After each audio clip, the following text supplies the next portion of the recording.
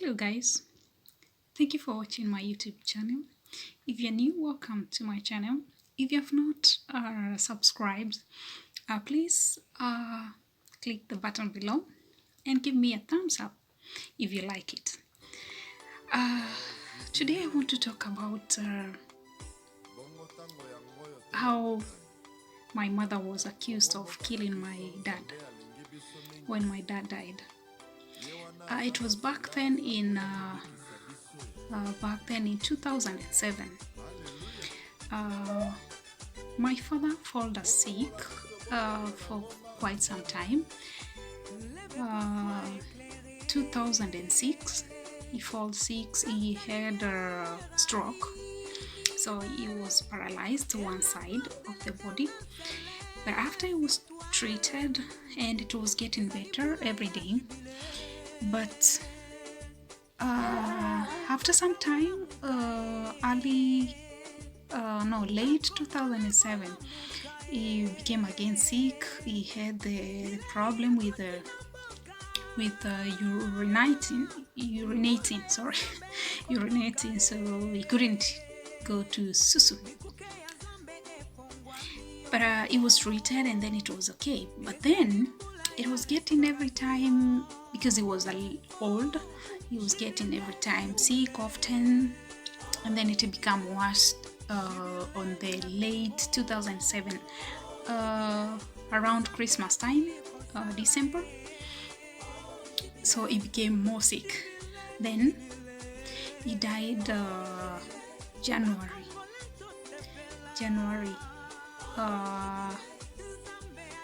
I think it was date 5, somewhere there, after New Year. So when my father died, there was a very big chaos in my family. My father had 3 wives, and my mother was the 3rd wife. That means she is the last one of the 3 wives. The 2nd wife is a late. She died long time. And the first wife, by then she's still alive. I don't talk to her anyway, because when I grew up, she wasn't so familiar to me, because when I was growing up, my dad was staying with my mom.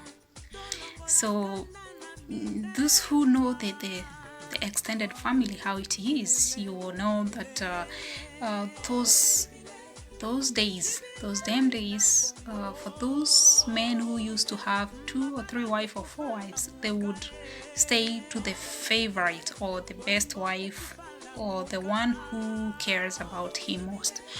So my dad was staying with my mom. So when I grew up with my dad. So I knew he was used to stay home, to stay with us. So my mom has 3 kids. I am the last born of my mother. We are 2 boys and me, so we are 3. So the 2nd wife has I guess 7 kids. And the 1st wife, I'm not sure, 8 or 9, I'm not sure. But they are older now than me, so they are mature, they are older, they could be 57, 60, they are there, those ages. The last one of the kids from the family could be 47 or something, somewhere there, 47, 45, closer there. So when my dad died, guys, this was the hardest time in my life. It was crazy, difficult, because my dad, when my dad died and the day of the burial, my mom got sick. Like, she got kind of depression, and at the same time she became crazy. When I say crazy, I mean to go mad. You get sick in a point where you do not even know your child. She never knew me. She forgot who I was. She became terribly sick. She was running out of the house. She was seeing ghosts. She was saying she's seeing some people, or she want to go to my dad to where he's sleeping on the grave. It was just a nightmare for me. Okay, about my mom, that's a story of another day. Now I was talking about the accusation. So when my mom got sick on that same day of the burial, my stepbrothers, stepsisters, they started to say, my mom is the one who knows what has killed my dad. That means she's the cause of the death of my father. Guys, in your family, if you're the only one who will be like everything, because when my dad died, I knew I've become everything. When I say everything, I mean you become like the head of the family. You are the food, your medicine, your medication, your clothes. You become everything. You are the provider of everything. About my two brothers, they have Down syndrome. Both of them, the two of them. That will be another story of another day. So, guys, I want to encourage people who have been in a family where they are extended, where they have the family or the stepsister or stepmother who don't love them, and who who doesn't care about them. At your face, they will laugh to you that, oh, you're my sister, you're my son, or you're my daughter. But in real sense, they wish you are dead. The reason for this, for my family, when they started to, because my dad was buried in my mother's land, in my mother's house. You know, guys, you African people, you know that what means. And my mother is the last wife.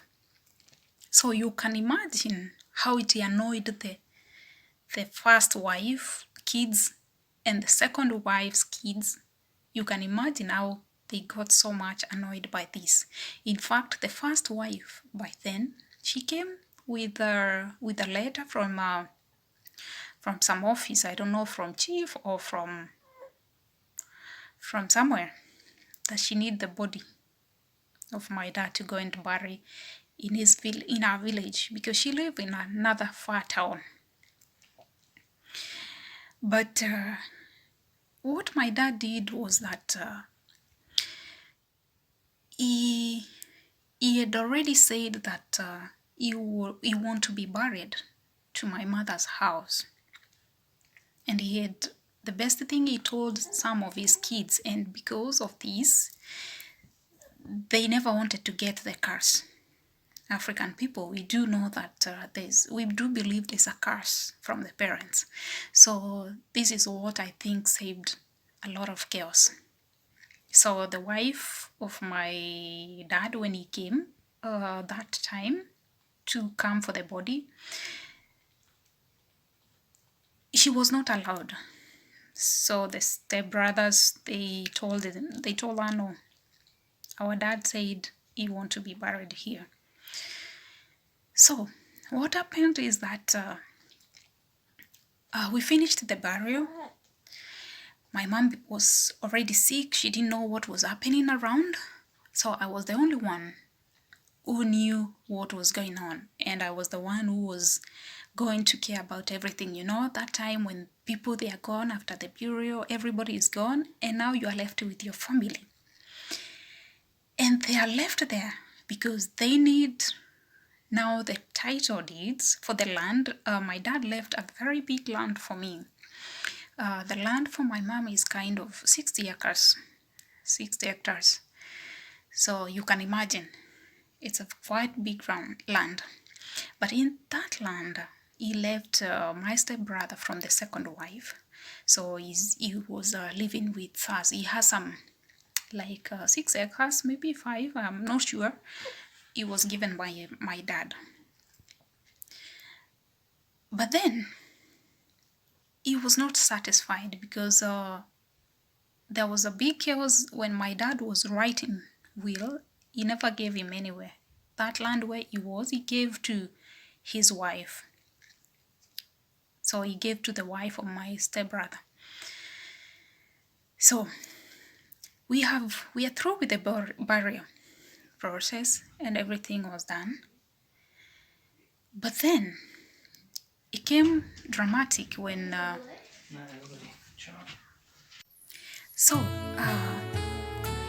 when we got through with the burial, we buried my dad, and now it was left. Can you imagine a case where before even we could bury my dad, all my stepbrothers, they gathered together,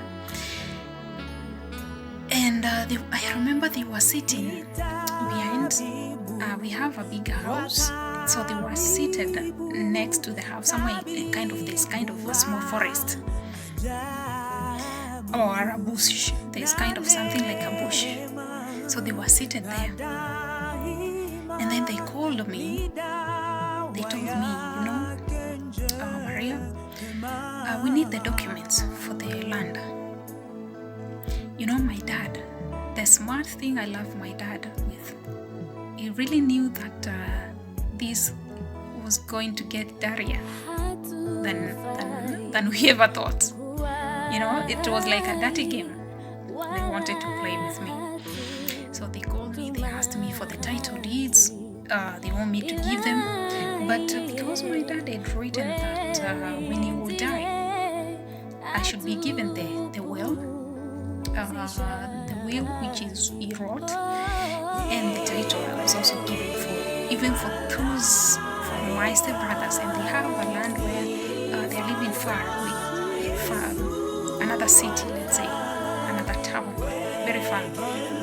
So I kept the title deed for them as well. So when they asked me about the title, and my dad is not yet buried, I saw that like a new thought. So I told them, I'm really sorry, but I cannot give you the title deed, or I can't read the will for you like you guys wish. I will not read the will until we bury my dad, and until all of you agree that you are going to behave like mature people, because they were behaving like small boys. They got so mad about me. They waited a few days, then we buried my dad. Then again, it was like fire. I'm sorry, I have a baby here.